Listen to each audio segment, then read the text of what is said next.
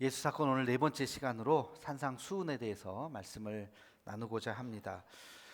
예수님께서 설교 형태로 말씀을 많이 하셨어요. 복음서에 나오는데 그 중에 백미 중에 백미가 바로 이 산상수훈이겠죠. 마태복음 5장, 6장, 7장에 걸쳐서 긴 말씀, 어느 한 구절 하나도 허튼 말씀이 없을 만큼 모든 구절 하나하나가 정말 가슴에 새길 만한 아주 귀한 말씀입니다. 산상수훈의 영향력은 참 큰데 그 중에 마하트마 간디, 여러분 마하트마 간디 아시죠? 인도의 성자라고 일컬어지는 그가 물론 그런 크리스찬은 아닙니다. 근데 마하트마 간디 하면 비폭력 저항 운동을 펼쳤던 아주 세계에서 존경받는 분인데 그가 비폭력 저항 운동이라고 하는 아이디어를 어디서 얻었느냐? 바로 이 산상수훈에서 얻었어요. 영국에 유학할 당시에 성경을 선물로 받았고 성경, 여기는 기독교를 믿는데 성경이 과연 무슨 말씀이 있는가? 성경을 읽다가 마태복음 5장 39절에 다 꽂혔어요. 어떤 말씀이냐? 같이 한번 읽어보겠습니다.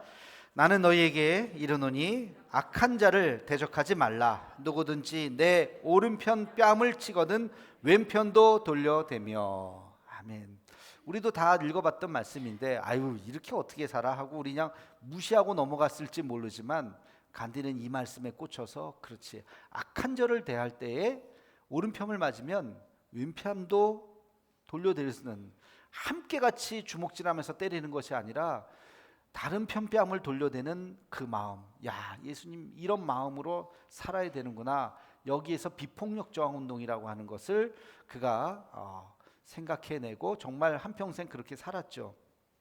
근데 저는 이 이야기보다 더 감동적인 우리나라 이 산상수훈과 관련된 우리나라의 한 스토리가 있습니다.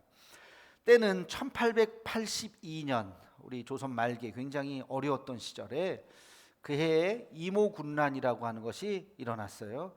구식군대가 있었고 새로운 문물을 받아들인 신식군대를 대접을 해주니까 구식군대 사람들이 화가 나잖아요. 반란을 일으킨 거예요. 그게 이제 이모군란인데 명성황후가 좀 개방 정책을 펼쳤어요. 그러니까 타겟이 명성황후가 됐어요. 명성황후가 어려움을 당하게 되자 그를 이제 몰래 궁에서 빼돌렸습니다. 충주까지 도피를 시켰는데 도피시키는데 굉장히 큰 공헌을 했던 한 승정원의 한 젊은 관리가 있었습니다. 그가 명성황후를 도피시키는데 아주 큰 역할을 했어요. 난이 다 진압이 되고 나서 그의 공을 인정받아서 너 뭐 해주길 원하느냐? 저는 일본에 수신사로 가기를 원합니다. 두 번째, 첫 번째 갔다 왔던 친구의 이야기를 들었더니 야, 일본에 한번 가봐라. 너무너무 새로운 게 많다. 그 당시는 일본이 많이 앞서 있었기 때문에 그래서 그걸 이야기를 했습니다. 그래서 그가 2차 일본 수신사에 이제 멤버가 되어서 가게 되었어. 가서 그는 농법을 배우기를 원했어요. 새로운 어떤 농사를 하는 새로운 법이 거기 있다고 하는데 그걸 잘 배워가지고 와서 이 나라에 잘 써먹어야지 하는 마음을 가지고 일본으로 가게 되었어요. 거기서 쓰다센 박사를 만나라 하는 이야기를 듣고 쓰다센 박사를 만났습니다. 농학 박사예요. 아주 훌륭한, 인격적으로도 훌륭하고 그가 농업에 가는 것들을 잘 가르쳐 줬는데 그 집에서 배우다 보니까 벽에 큰 족자가 하나 걸려 있어요. 한문으로 된 족자인데 이렇게 읽어보니까 그 말씀이 너무 기가 막혀. 야, 이런 말씀이 있네. 듣도 보지도 못했던 말씀인데 나도 한 번 꽤나 읽었는데 이게 어디 나와 있는 말씀입니까? 하고 물었더니 이게 바로 팔복이라고 하는 겁니다. 팔복이요?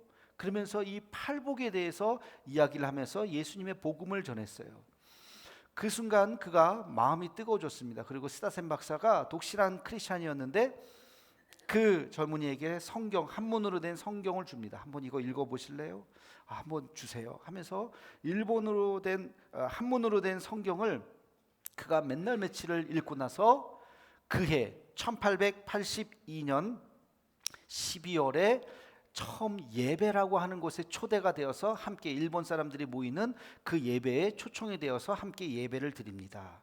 그리고 그가 그 이듬해 1883년, 연도가 중요한데 4월달 봄에 드디어 그가 세례를 받습니다. 조선인 최초로의 개신교 세례자예요. 그의 이름이 바로 이수정입니다. 사진 보여주시면 이 사진이 있습니다. 가운데 한복을 입고 딱 서 있는 분이 이수정이고, 그 당시 일본에 왔던 선교사님들이고, 일본 그 당시엔 이미 목회자가 있었어요. 이제 그 다음 사진 보여주시면 이 사진은 1883년에 세례를 받고 나서 그 당시에 5월 달에 일본 기독교 친목회가 있었어요. 그 당시에 최고의 지도자들이 다 모이는데 초청이 되어서 함께 이렇게 사진을 찍었던 모습. 가운데 맨 앞자리 가운데 이수정 이고, 그 옆에 머리가 조금 없으신 분, 풍채가 좋으신 분이 스타센 박사님입니다. 저분으로부터 말씀을 들은 거예요. 나중에 제가 일본 나가사키 가기 전에 일본 기독교 역사를 한번 좀 말씀을 드릴 텐데, 일본의 기독교 역사가 기가 막힙니다. 어떤 분들은 그래요. 한국 교회는 일본 교회에 빚을 졌다. 한편으로 틀린 얘기가 아니에요. 저 이수정 같은 분이 처음에 일본에 가서 복음을 전하고 나중에 놀라운 일들을 그로부터 펼쳐지게 됩니다. 그래서 저는 이 팔복 또 산상수훈을 생각할 때마다 이수정 생각이 나요. 벽에 걸려 있었던 그 족자를 보고 복음의 문이 열려서 우리 한국 대한민국의 복음의 처음에 문이 열린 그 사건이 바로 이 산상수훈이다. 얼마나 참 기가 막힙니까? 여러분, 이 산상수훈은 길죠. 5장, 6장, 7장 절수도 길어요. 그 긴 말씀인데 크게 한 20개 정도의 주제가 있어요. 한번 보여주시면 첫 번째 팔복으로 시작합니다. 그 다음에 빛과 소금, 너희는 소금이여 너희는 빛이다. 그런 말씀. 나는 율법의 완성이다. 그리고 분노하지 말아라, 간음하지 말아라, 죄를 짓지 말아라, 반대편 뺨을 돌려대라. 아까 우리가 읽었던 그 말씀. 원수를 사랑해라, 구제는 은밀하게 해라. 그리고 우리가 잘 아는 주기도문이 여기에 나오죠. 보물을 땅에 쌓아놓는 것이 아니라, 금고에다가 놓는 것이 아니라 하늘에 놓아야 한다. 너의 마음에 눈을 보아라. 두 주인을 섬길 수 없다. 물질과 하나님 둘을 섬길 수 없다는 거죠. 염려하지 말아라. 그리고 먼저 그의 나라와 그의 의를 구하라. 대접받고자 하는 대로 대접받. 이 황금률이라 그러죠. 너희가 대접받고자 하는 대로 먼저 너희가 대접하라. 그리고 좁은 문으로 들어가라. 열매로 그 사람의 모습을 알 것이다. 아버지의 뜻대로 행한 자만 천국에 들어간다. 그리고 하나님의 말씀은 행하는 것이다. 듣고 끝나는 것이 아니라 행하는 것이다. 이렇게 한 20개 정도의 주제를 쭉 이야기할 수가 있습니다. 예전에 한번 제가 팔복으로 이렇게 설교를 했던 적이 있었죠. 하나하나씩. 제가 이 말씀을 보면서 언제 한번 20주에 걸쳐서, 20주 좀 더 걸릴 수도 있어요. 한 30주, 한 1년 동안 이 산상수훈만 한번 설교하는 것도 되게 의미가 있겠다라는 생각을 하면서 숙제로 한번 제가 생각을 하고, 오늘은 이 귀한 말씀을 한 주에 한 번의 서머리로 과연 이 산상수훈에 어떤 말씀을 우리에게 주셨는지를 한번 잠깐 살펴보려고 합니다. 여러분, 산상수훈의 교훈이 뭘까? 여러 가지 이야기할 수 있어요. 그 중에서도 가장 엑기스 세 가지만 말씀을 드리려고 하는데, 첫 번째는 여러분, 신앙이라고 하는 것은 삶으로 드러나야 한다는 것입니다. 신앙은 우리의 삶으로 드러나야 된다는 거예요. 마음속에 꽁꽁꽁꽁 있는 게 아니에요. 표현돼야 돼. 행동해야 돼요. 사랑이라고 하는 것도 그냥 내 마음속에 있으면 아무것도 아니에요. 그게 표현돼야 돼요. 말로 표현되거나 행동으로 표현되거나, 또 실제로 사랑하면 표현할 수밖에 없죠. 표정부터 달라지죠. 사랑하면. 신앙도 마찬가지, 우리의 삶으로 변화가 돼야 돼요. 산상수훈 긴 말씀의 맨 마지막 말씀, 마지막 결론, 예수님의 그 설교의 긴 설교의 마지막 결론이 뭐죠? 이 말씀을 듣고 행하는 자는 지혜로운 자이나, 이 말씀을 듣고 행하지 않는 자는 어리석은 자다. 행하라, 행동하라. 거기에 마지막 방점이 찍혀 있는 거예요. 그래서 모래 위에 지은 집과 반석 위에 지은 집 두 가지 비유를 하잖아요. 두 집이 겉으로 볼 땐 똑같이 생기고 집 좋네. 그러나 똑같은 집이 아니에요. 홍수가 나면, 비가 오면 모래 위에 지은 집은 싹 다 떠내려갑니다. 아무것도 남지 않아요. 반석 위에 지은 집만 그대로 남는 거예요. 너의 행함이, 너의 믿음이 진짜 믿음이 되려면 행위가 있어야 된다고 하는 것을 이야기하고 있어요. 야고보서에 이 말씀이 아주 강조되어서 나오죠. 행함이 없는 믿음은 무슨 믿음이에요? 죽은 믿음이다. 죽은 믿음이다. 죽은 믿음 가지고는 구원받지 못할 수도 있어요. 여러분, 그러니까 우리의 믿음이 행위로 드러나야 된다는 거예요. 행위로 드러난다고 하는 것은 다시 말해서 변한다는 겁니다. 예수 믿기 이전과 예수 믿은 다음은 변하는 거예요. 뭔가가 변해. 뭐가 변할까요?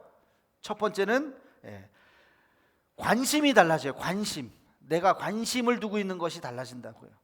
예전에는 이게 중요해. 이거 정말 여기에 아주 그냥 뭐 신경을 쓰고 그러는데 예수 믿은 다음부터는 그거 별로 중요하게 생각하지 않아요.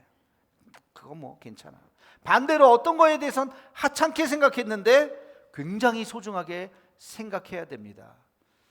여러분, 예수 믿는 사람들이 뭐에 대해서 소중하게 생각해야 돼요? 영혼.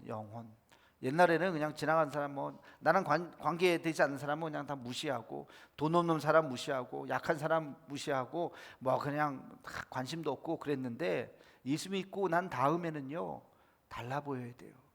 그분들에게 다가갈 수 있어야 돼요. 손을 잡아줄 수 있어야 돼요. 그들의 아픔에 공감해 줄 수 있어야 돼요. 하다못해 지나가다가 식사하세요 하고 돈 10,000원이라도 드릴 수 있는 그런 마음이 우리에게 있어야 돼요. 영혼에 대한 관심. 예전에는 무슨 관심이 있어요. 내가 앞만 보고 살았는데, 그러나 주변을 둘러볼 수 있어야 한다는 거죠. 예수 믿는 사람들은요 시간의 사용이 달라요. 옛날에 시간 남으면 놀기 바빴어요. 그죠? 뭐하고 놀까. 그러나 예수 믿는 사람들은 시간이 남으면 할 일이 많아요. 성경 읽어야죠. 기도해야죠. 전도해야죠. 묵상해야죠. 할 일이 많아요. 그 시간들 소중하게 시간을 쓴다고요. 돈의 사용처도 달라요. 옛날에 돈이 좀 생기면 뭐하고 놀까, 뭐하고 즐길까 이 생각만 했는데, 그래서 예수 믿는 사람들은 그렇지 않아요. 이 돈을 어떻게 귀하게 쓸 수 있을까? 주의 영광을 위해서 내가 이것을 어떻게 쓸 수 있을까? 아까 산상수훈의 말씀처럼 하늘의 보화를 어떻게 쌓아둘 수 있을까? 이것을 고민하는 게 그리스도인의 모습이라는 거예요. 그러니까 세상을 바라보는 눈이 달라진다는 거예요. 여러분, 우리가 신앙생활을 한다, 신앙인이 되었다, 예수 믿는 사람이 되었다라고 한다면 우리는 우리의 삶이 내가 얼마나 변화됐는지를 잘 생각해 보셔야 돼요. 여러분의 관심사가 무엇입니까? 여러분의 시간과 돈의 활용이 어느 곳으로 지금 활용하고 있습니까? 내 자신을 잘 생각해 보면, 내가 옛날보다 달라졌네. 예수 믿는 거예요. 근데 옛날하고 똑같네. 여전히 변화된 게 하나도 없네. 그러면 진지하게 고민하셔야 돼요. 내가 정말 하나님 앞에 서 있는지 다시 한번 고민해 보셔야 합니다. 예수 믿는 사람들은 신앙이라고 하는 것은 우리의 삶으로 드러난다는 것을 꼭 기억하는 우리가 되기를 주의 이름으로 축원합니다. 두 번째 산상수훈의 교훈은 삶의 우선순위를 잘 분별하라는 거예요. 우리가 아까 읽었던 말씀 중에 잘 아는 말씀, 먼저 그의 그다음 뭐예요? 나라와 그의 의를 구하라. 그리하면 이 모든 것을 너희에게 더하시리라. 이 모든 것, 나머지. 여기서 중요한 단어는 먼저예요. 먼저. 다시 말해서 우리 인생이 먼저 해야 될 것과 나중에 해야 될 것이 있다는 거예요. 중요한 것이 우선순위가 있다. 정말 중요한 것, 정말 소중한 것이 먼저 있고 별로 중요하지 않은 것이 그 나중에 있어요. 어떤 사람들은 옷 입는 거 되게 중요하게 생각할 수도 있어요. 그죠?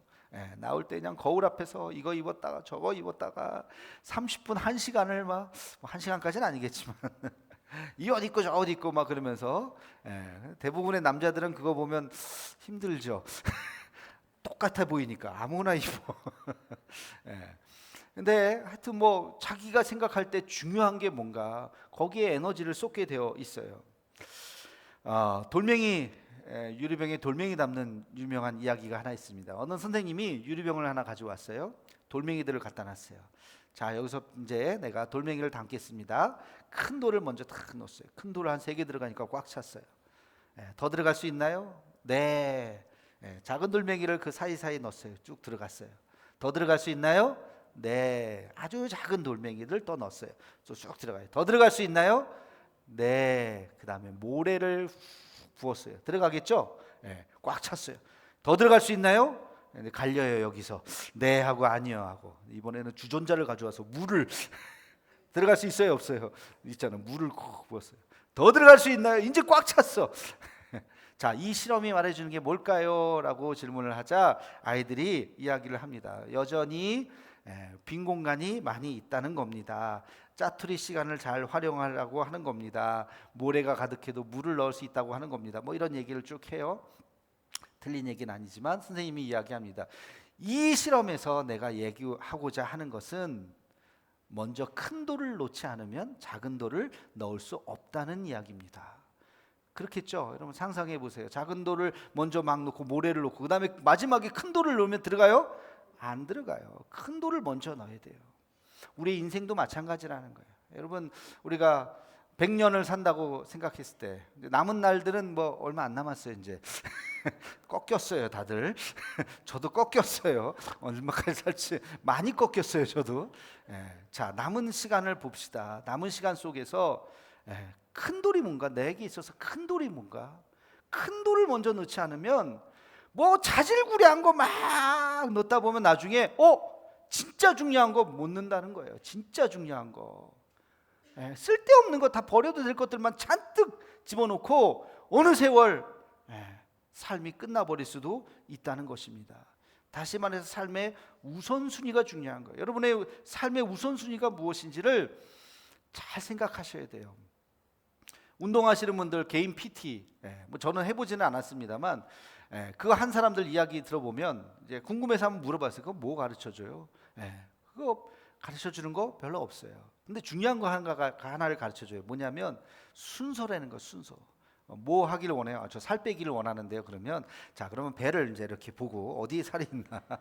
자, 그러면 유산소 운동 여기서 이거 30분 하시고, 요거 20분 하시고, 요거 하시고, 요거 얼마 쉬고, 이렇게 요거 몇 회 하시고, 그걸 다 정해 준다는 거예요. 요거 끝나면 그 다음에 이제 근력 운동 이거 하시고, 요거 몇 회 하시고, 요거 몇 회 하시고, 요렇게 2주 동안 하세요. 그리고 하는 거 옆에서 점검하고 도와주고, 2주 끝나면 또 이제 뭐 몸 재고, 그 다음에 2주 후에는 그 다음에 다시 이렇게 다시 그거 짜준다는 거예요. 그거 짜주고 그거 제대로 하나 옆에서 도와주는 게 그게 PT라는 거예요. 아, 그거 쉽네.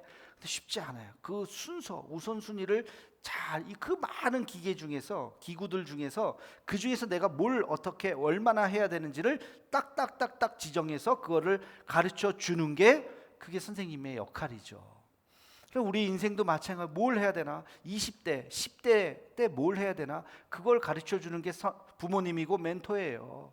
너 지금 몇 살이니? 10살인데요. 그 10살에 뭘 해야 된다. 15살인데요. 뭘 해야 된다. 20살인데요. 뭘 해야 된다. 30살인데요. 뭘 해야 된다. 인생이라는 게 무슨 물론 정해진 것은 없지만 그러나 그때 해야 할 일이 있어요. 그거 하지 않고 지나가면 뒤죽박죽이 됩니다. 나중에 그거 하려고 그러면 얼마나 힘든지 몰라요. 그리고 그 시간은 또 돌이킬 수가 없어요. 말씀에 이야기하죠. 먼저 그의 나라와 그의 의를 구하라. 먼저 해야 될 것이 있구나. 내게 정말로 소중한 것이 무엇인가. 여러분 생각해 보셔야 돼요. 지난 월상 예배 때 말씀을 드렸어요. 여러분 인생의 마지막에 3가지 하면 안 된다 그랬어요. 뭐죠? 후회하지 말라 그랬어요. 그죠? 또 미련 두지 말라 그랬어요. 또 여러분 마음속에 후회하지 말라, 미련 두지 말라, 그리고 부끄럽지 말라. 부끄러우면 얼마나 자기 인생이 창피하겠습니까? 마지막에 내가 이렇게밖에 못 살았구나. 그렇게 살면 안 돼. 내 인생에서 정말 소중한 것이 무엇인지를 잘 깨닫는 우리가 되기를 주의 이름으로 축원합니다. 마지막 한 가지 더 생각해 봅시다. 산상수훈에서 예수님이 정말 얘기하고자 하시고 싶은 것, 그것은 인생에 역설이 있다는 것을 깨달으라는 거예요. 여러분 인생이 역설이 있어요. 역설이 뭐냐? 결과값이 다른 거예요. 이렇게 하면 이런 결과가 나와야 되는데 아니네. 내 생각하고 다르게 갈 수 있다는 것을 인정해라. 팔복 말씀 한번 봅시다.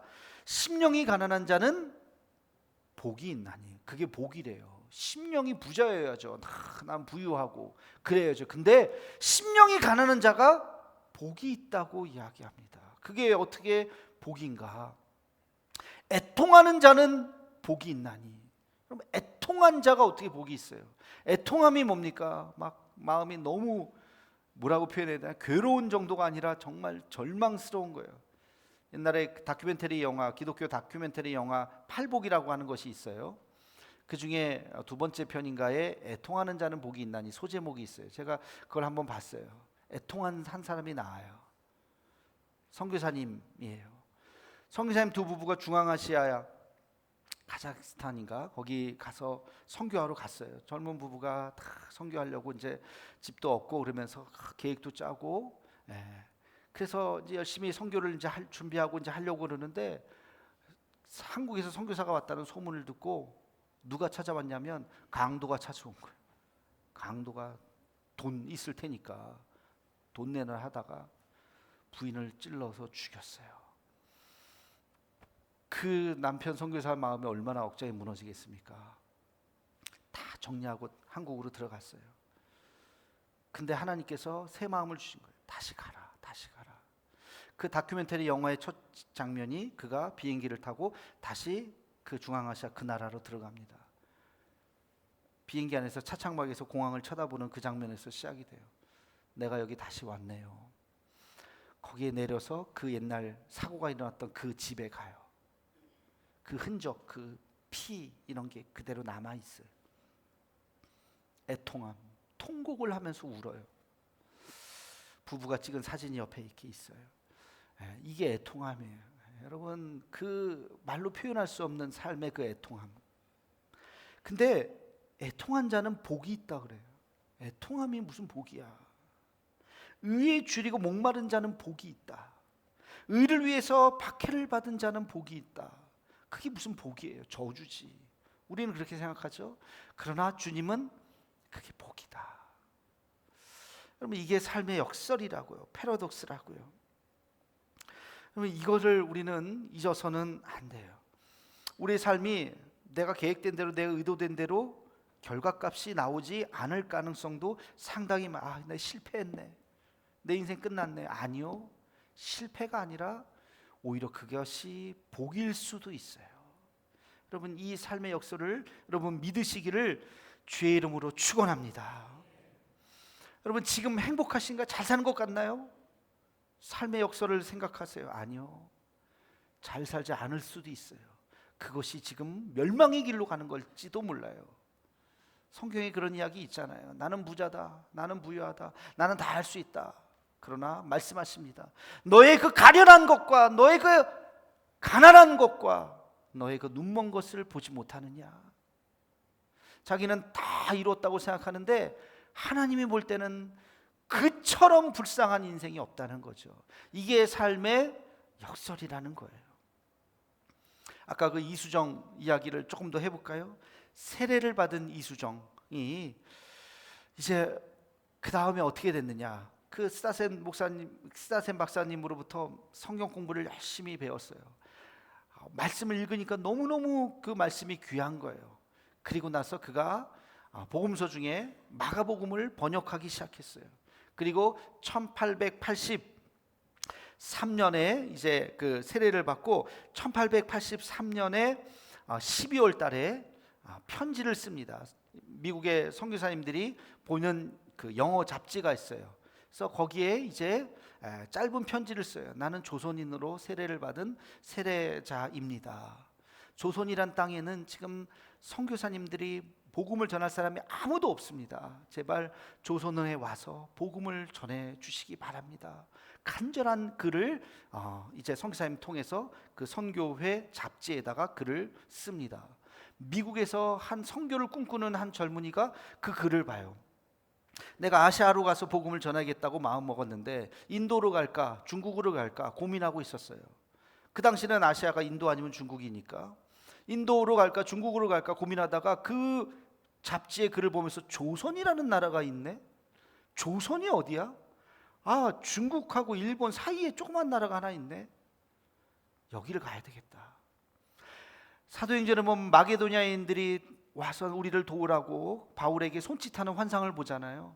그 환상이 느껴진 거예요. 이 사람의 이 글을 보고 조선이라고 하는 나라에 가서 내가 복음을 전해야 되겠다 하고 마음 먹고 조선의 파송을 받습니다.